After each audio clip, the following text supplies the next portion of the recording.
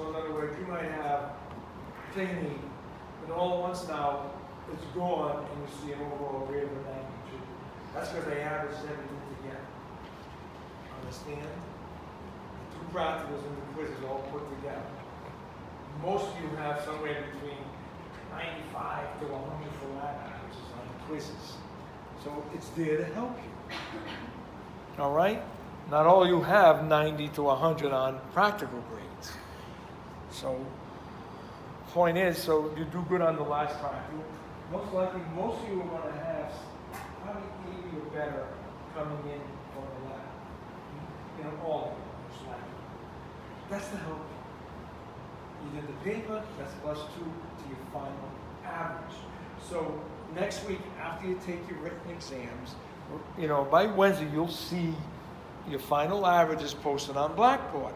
That don't add the 2 points. If you did it, you know you're going to get the 2 points. So if it says, Blackboard puts everything in decimal, okay? So if it says like 87 point something, it always gets rounded up. Always gets rounded up. Guys was 87.3, goes to 88. +2, that's 90. So that's an A minus. So they don't need, please, I need the A minus so bad. If I get these texts, I need it so bad. I'm not gonna, well, that's a back of yeah. You did the paper, right? Yeah. All right. So you did it. So stop beating yourself up. Got it? So final grades probably put into the system by Wednesday. Hopefully they'll show up by Thursday or Friday in the school. Okay, so you'll go right away before, put it through way before Christmas if it was a whole lot or some other moment. Oh wait, I'm sure that's on, show you how it really is. It goes back, just crashes through the ground. Okay, so are we understanding it? Who else did their papers and have them with them today? All right, make sure you pass them in before you're done, before you leave, okay? So here's O2, here's O3. Put it in the right piles like keep. Now, enough of this. So let's go into the review. And I find when I did the other class, their biggest problem was the physiology stuff. So I'm going to hit that first, then go back to the anatomy stuff, okay?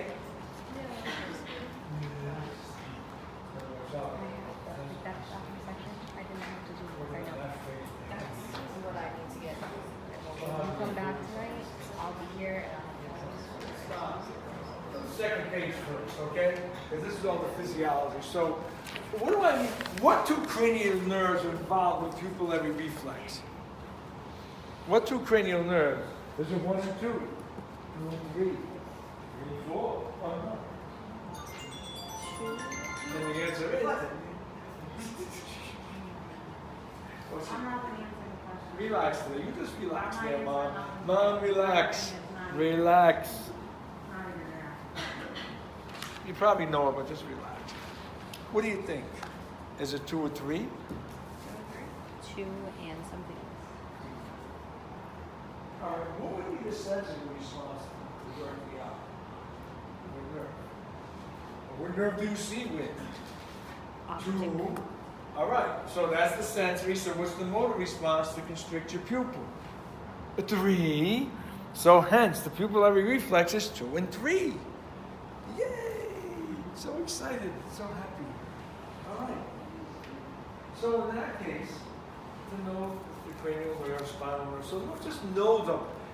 So Bell's palsy, what nerve is involved?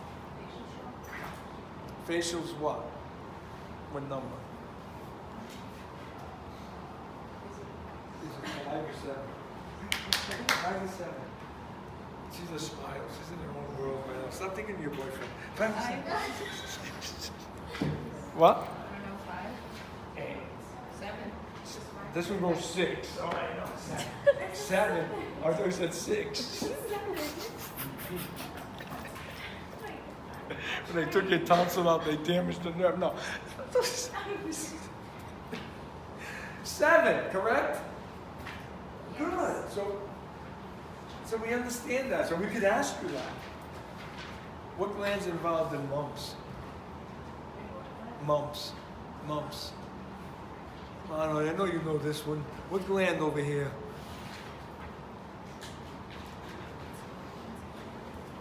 The parotid gland? Okay. All right. We know the parts of a neuron, the axon, the helix, the nodes over here, right? Could you label a neuron? Right. It looks like a fried egg with a sausage links, right? There you go. Now, how do we know that?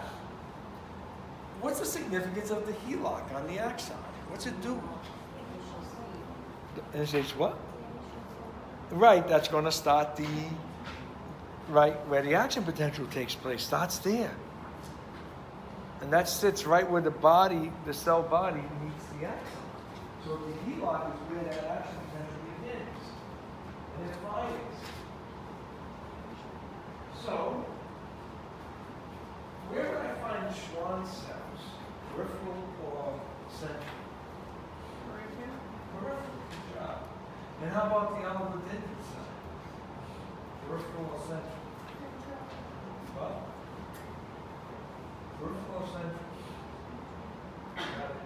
And what do they both do? They do the same thing. What is what? There you go. They create myelin. Exactly. Good job. Remember. Next one is, okay, what's a microglia cell? What's that? It's right in its name, right? Right, so it's going to get rid of bacteria, viruses, or anything that goes in there, it'll move on. Good. Now, astrocytes. Yes, it maintains them. Well, what's the key thing astrocytes do, especially in the periphery? They create synapse formation. Synapse formation grows on the nerve.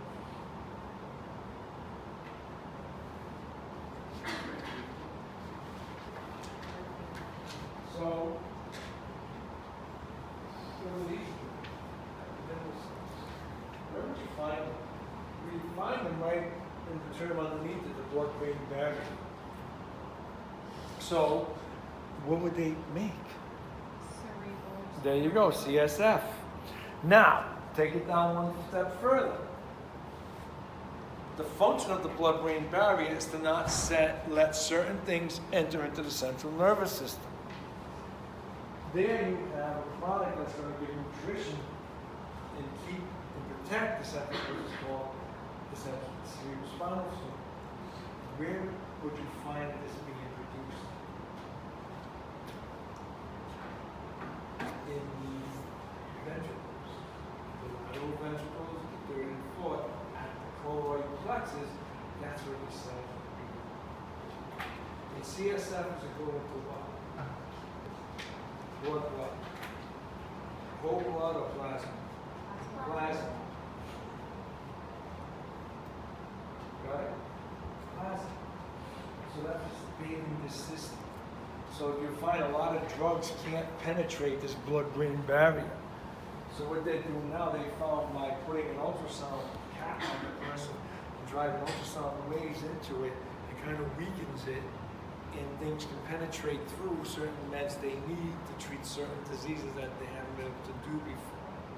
So that's a big break. So what do we resting membrane potential is -70, correct? So all this stuff is applying to that graph. Remember the graph? So when you're at -90, what does that mean? You're hyperpolarized. It's not going to be crap. And why is that happening? Because potassium is flowing out and chlorine is flowing in. So always remember, if sodium or calcium move, that's excitatory. If I move potassium or chlorine, that's inhibitory. It inhibits. It shuts it off. So sodium and calcium will make it fire. Chlorine and potassium stop the fire. Okay? You got that? All right. We'll see you next week. Big day next week, right? So that's what all this is relating to. So at negative 90, nothing is telling you what's happening. That's why you're at negative 90. So it's already broken down for you. Okay, what's taking place. So what do we mean that this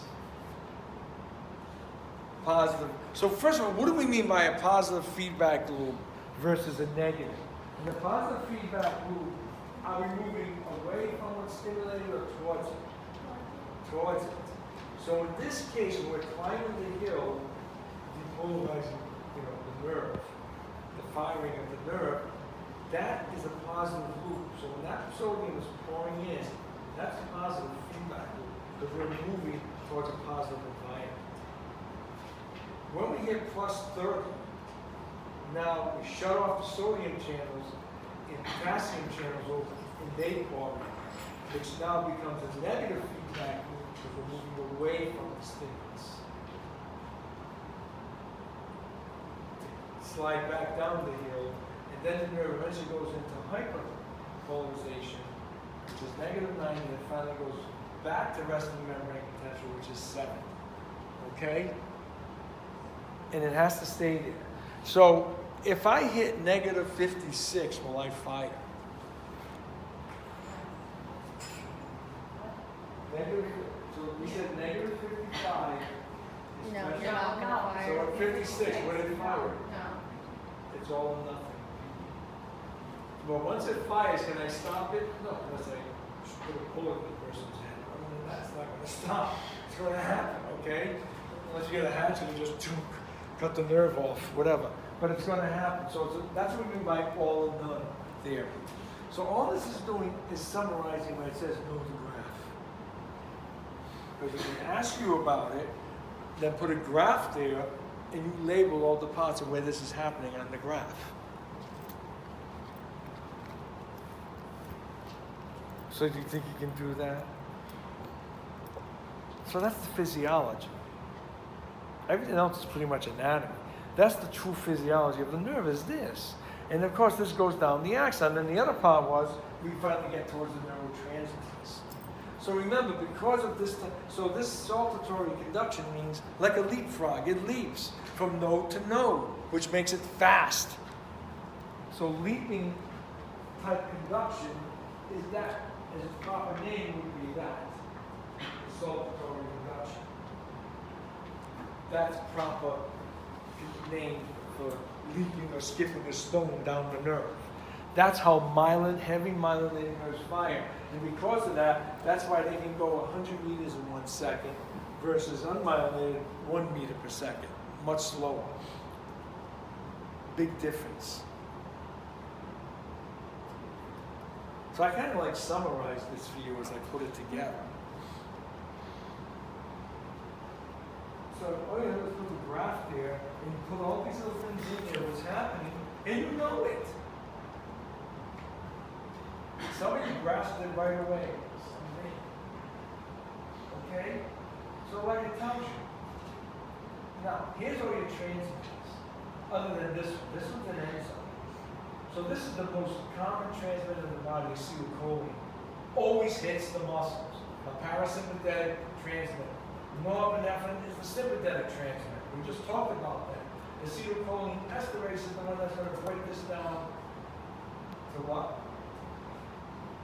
Acetate and choline. And it recycles back into the cell and regenerates acetylcholine. So we don't waste any. So that's why we go on B complexes with choline and all this stuff, and acetol, choline. They help. They help the nerve fire more efficiently. Okay? So what is serotonin? That's a mood enhancer. That's its function, a mood enhancer. When it's depleted, when it's depleted, they kind of like screwed up. Then we got dopamine. What's that? Happiness. Dopey people now. Happiness and smooth out muscle movements, coordinate muscle movement to stop. So it plays a big role with motor function. And if that's not working right, what condition do you have? Parkinson's. Okay? So GABA. Is that excitatory or inhibitory? It's an inhibitory problem. So used to treat seizures. So if I gave you Curare, what transmitter does it inhibit? That's this. Curare. You went to you're in South America, and I want you to feel something hit your neck like this. So what's going to happen to you? They're going to take you and eat you and decide that. No, but what's going to happen? So what does it inhibit? It inhibits acetylcholine. By inhibiting acetylcholine, you will become paralyzed. So it's used in muscle classes. Did you learn about that when you were in your program someday? That shot. Yes, thank you. That shot they gave us to me powerful. So I can ask that. My abdomen will be like So that means you probably get asked, right? It says you could ask that, you get asked. Now THC, unlike the cannabinoids, the THC part of it takes memory away. It doesn't add to memory. So THC can inhibit memory.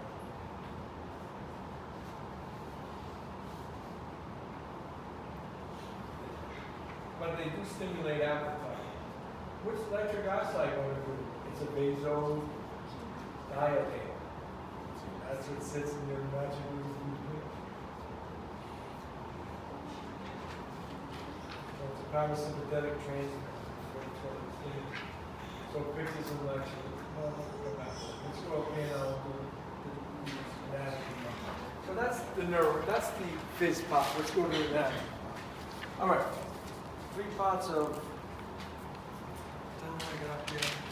three types of neurons. What are they? Sensory, motor, and interneuron. So, what are the parts of the central nervous system? Brain and spinal cord. Cranial nerves are not part of that. They're part of the periphery. So don't let the term cranial screw you up. So cranial and your peripheral nerve would be like the brachial plexus, almost saying cranial. That's peripheral. So, function of the interneuron. What's it do? And what's it do with the pathways? Integrates the information. It's right in its name, integration into neuron. Decides what to do with it, in other words. Do I keep it or do we toss it? Dorsal root neuron function. What would that do? What type of fiber would it be? You just said it. Sensory, exactly. So it's going to take the information to the brain. Good. The ventral part is going to do what then? Take it away from the brain, which would be motor function. So that's another way of asking it. And spinal nerves mix. They have both functions. Parts of the brainstem. What are the 3 sections of the brainstem? midbrain, arms, and medulla. Right. And she wrote it. Midbrain, pons, medulla. Oh, what section was? Simple as that. Straightforward in your notes. Where would cranial nerve 3 be? In the midbrain. How about 8? In the medulla. Remember? 8, 5, 6, 7. Pons. 3 and 4. Midbrain. It's right behind the midbrain. Cerebral aqueduct. Okay. How many ventricles are in the brain?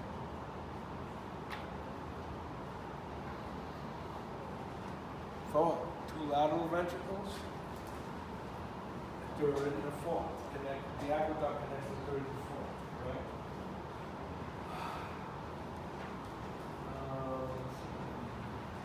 Diencephalon, what are the parts of the diencephalon?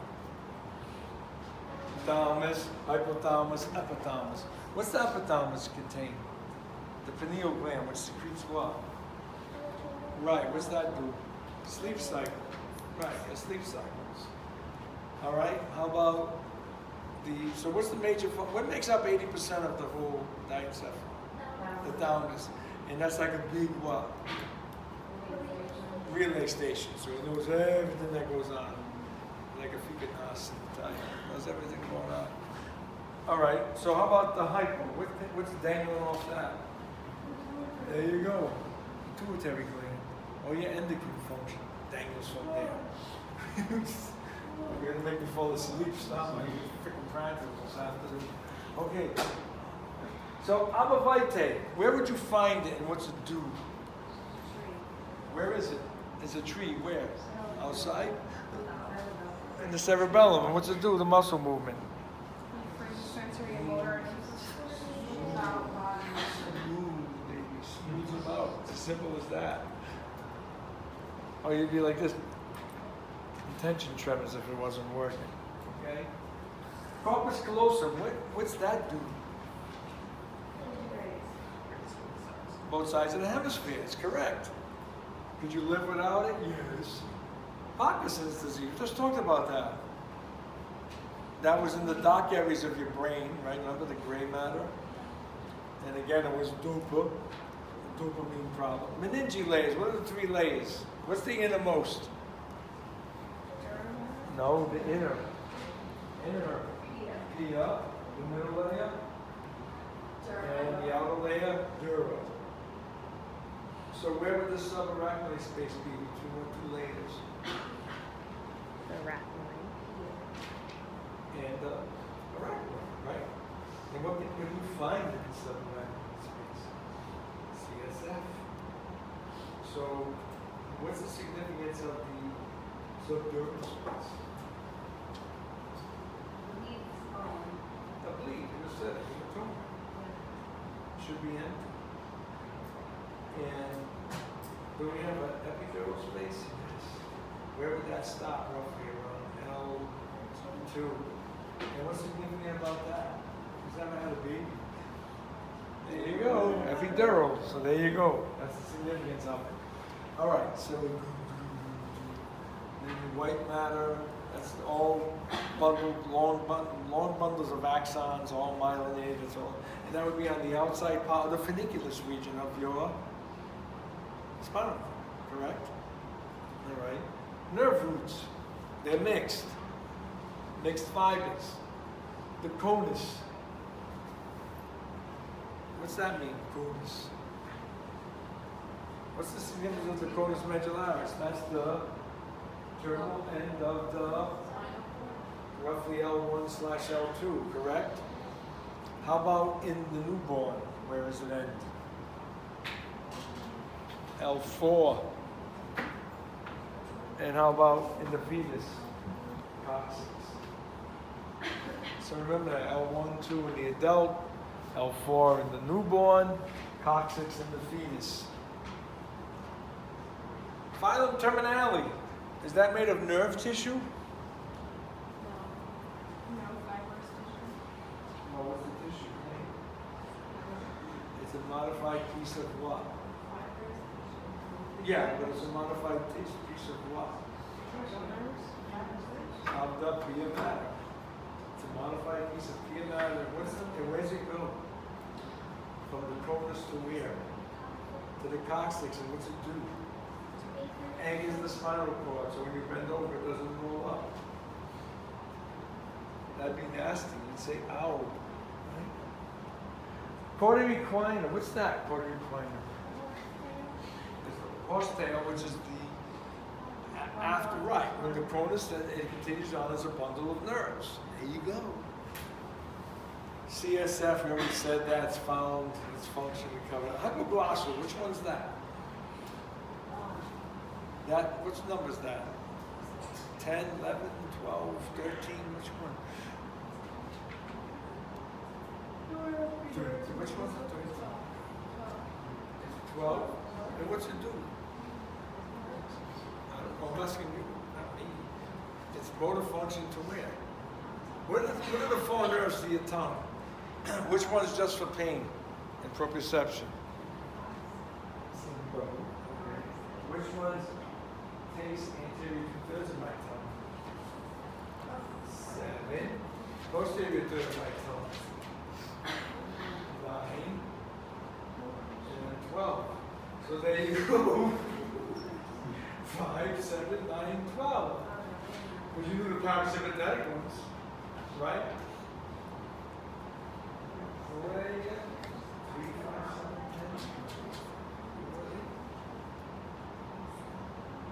10. There you go.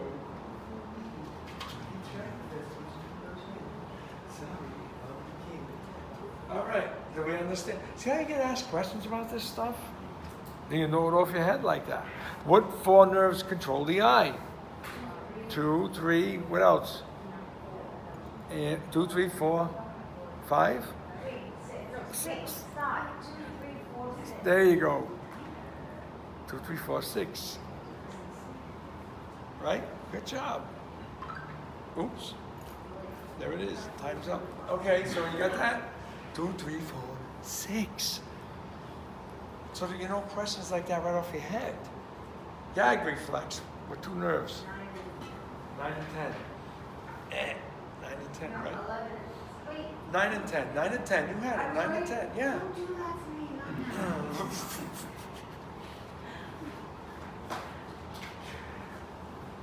It's easy to have fun with a little bit of names, trigeminal, branches. All right, know all the branches of your trigeminal. Ophthalmic, maxillary, mandibular. Know the frames they go through to get there. Okay? Which nerve controls the muscles of mastication? Is it 5 or 7?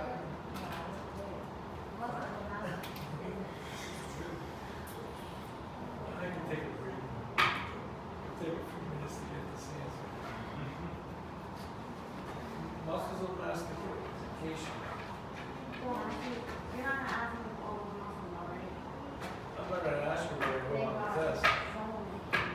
So the posterior digastric is innervated by 5. True or false?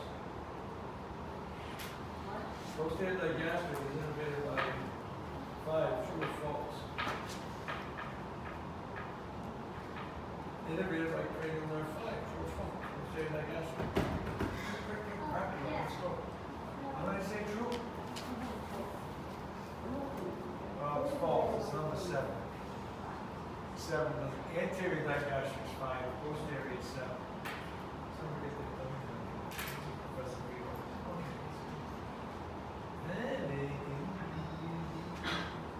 Cranial council. You already know that.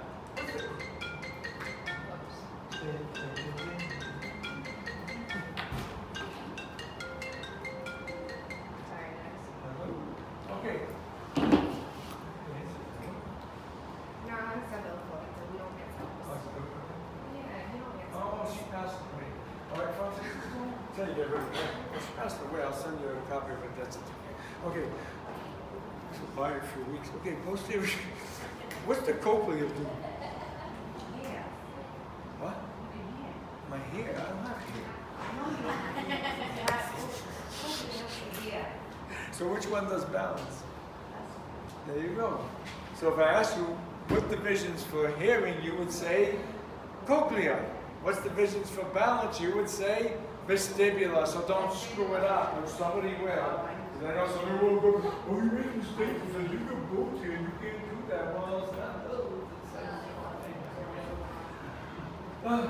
Radial nerve, the only innervation of the radial. Now, is it true that flexor carpi radialis is innervated by radial nerve?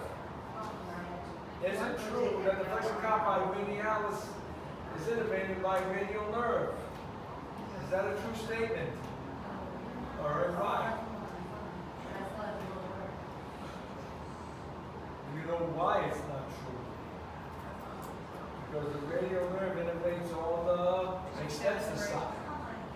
So in other words, if I ask you about the extensor carpi ulnaris, would be innervated by ulnar nerve, that's also false. Got it?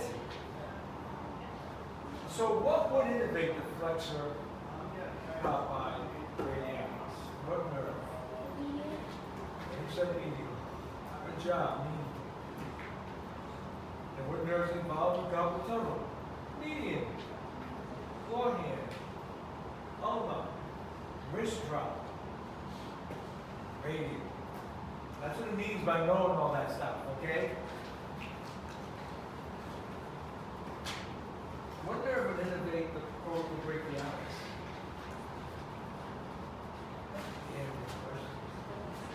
What nerve from the brachial plexus would innervate the coracoid brachialis?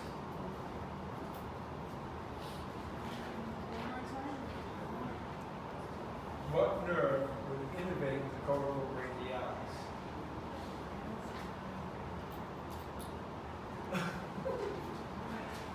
Is it axillary? Is it musculocutaneous? Bingo, musculocutaneous, right? So is it true that the axillary innervates the teres major? So what's the truth in that? There you go.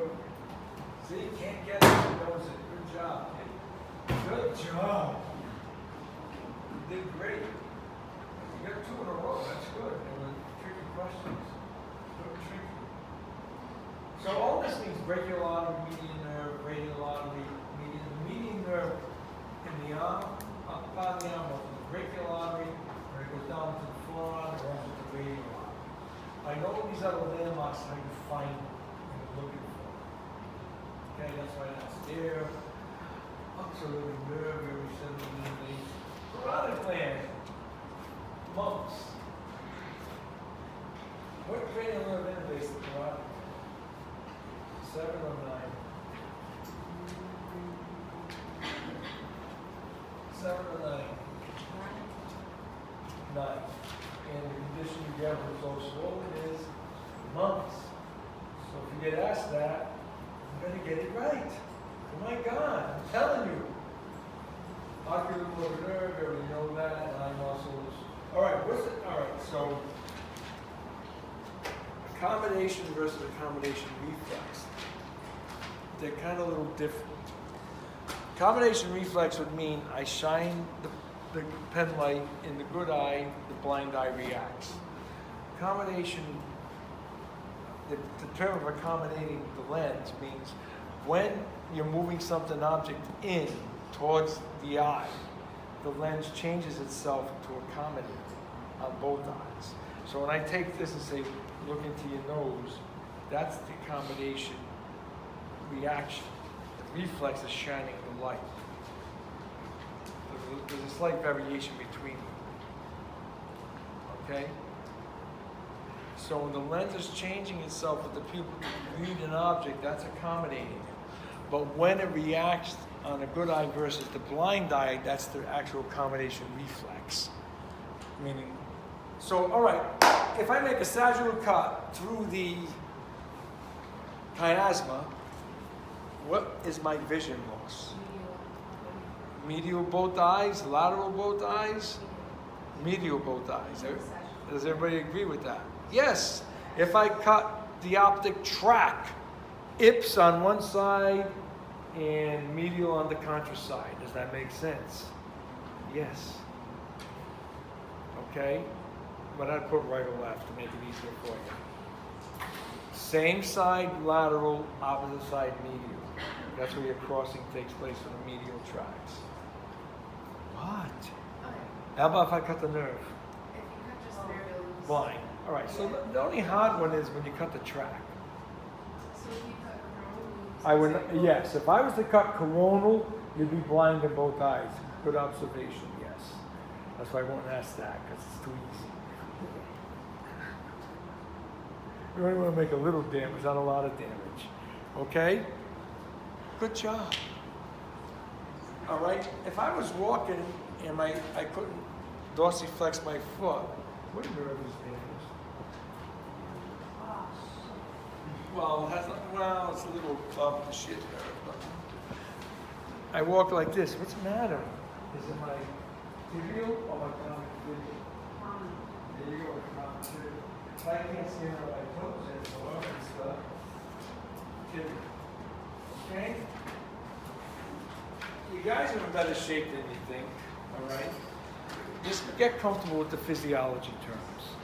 If you're comfortable with the physiology terms, you will be fine. And that's the test. That's next week at 8:30, room 2550. And the extended forecast shows snow next Tuesday also. So if they cancel finals, makeup day for finals would be Friday. We can't move them. I have no control over where they go. Monday through Thursday is full with finals. Okay?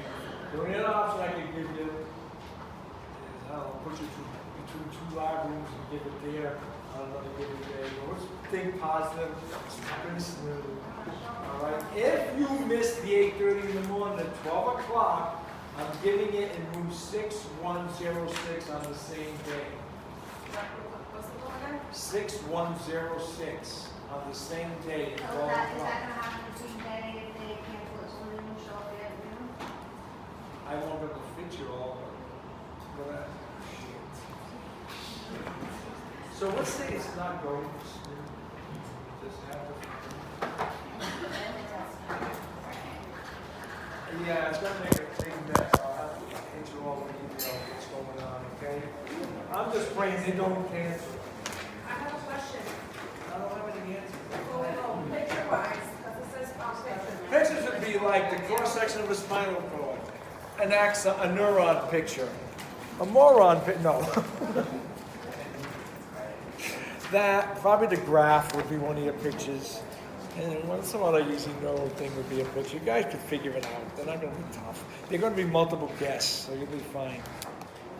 Yes. Where am I going for the practical? What? I have the 10 o'clock practical on Wednesday. Where am I going? The normal lab. Okay, just normal lab. Yeah. Is this something about 60? No, that deals with the lab, the written final next week. Not this. I like that it's 102. I thought there was more. So in lab 02, only one day.